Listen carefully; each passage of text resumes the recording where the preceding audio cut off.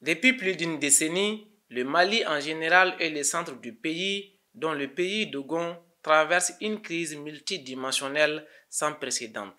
Le pays Dogon, dont une bonne partie est inscrite sur la liste du patrimoine mondial de l'UNESCO depuis 1989, est devenu le théâtre de guerres intercommunautaires instrumentalisées par les terroristes et les djihadistes. Cette guerre a eu beaucoup d'impact sur le patrimoine, notamment la destruction des Tougounans, des maisons d'habitation, des guinans, des sanctuaires et des greniers. Suite à des trucs comme ça, la mission culturelle ou bien nos partenaires sont un peu loin pour faire une intervention. Donc nous nous sommes dit que si nous avons une équipe de gens qui peuvent nous aider à identifier bien culturel, disons, donc ça serait intéressant.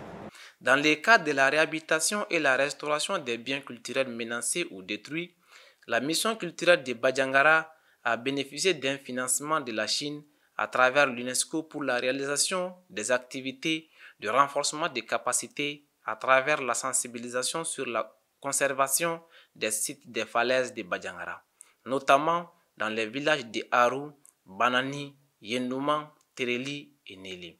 La cérémonie d'ouverture du présent atelier de renforcement des capacités des jeunes sur les notions de monitoring et sur les connaissances élémentaires sur le suivi des biens culturels du site des falaises de Badjangara a été présidée par le préfet.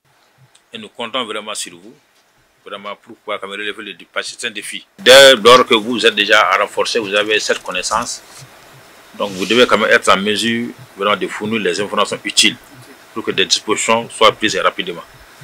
Donc c'est l'objet également de cette formation. Une fois de plus, donc, nous remercions l'UNESCO et son partenaire financier, vraiment, qui a quand même accepté vraiment de prendre en charge cette formation. On remercie également la mission culturelle et toute l'équipe qui s'est mobilisée autour pour la réussite de cette formation. Donc, tout en comptant sur vraiment votre engagement, les enseignants et les spécialistes de la pierre taillée.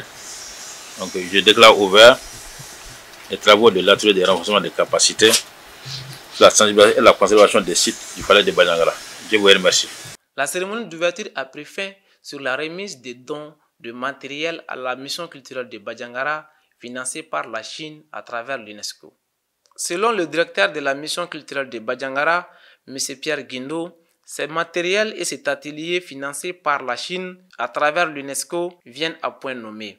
Ils permettront d'une part à la mission culturelle de Badjangara de veiller sur les différents sites du patrimoine et d'autre part aux jeunes de connaître les notions élémentaires et l'importance du patrimoine culturel, de maîtriser les actions de sauvetage des biens immobiliers détruits ou en état de dégradation important, de s'impliquer dans la conservation du patrimoine culturel, d'apporter les premières mesures de sauvetage dans les processus de restauration et de conservation du patrimoine bâti endommagé en procédant à la documentation par des prises de vue et à la réalisation d'un plan sommaire de l'architecture. D'où la satisfaction, la reconnaissance et les remerciements du directeur aux partenaires.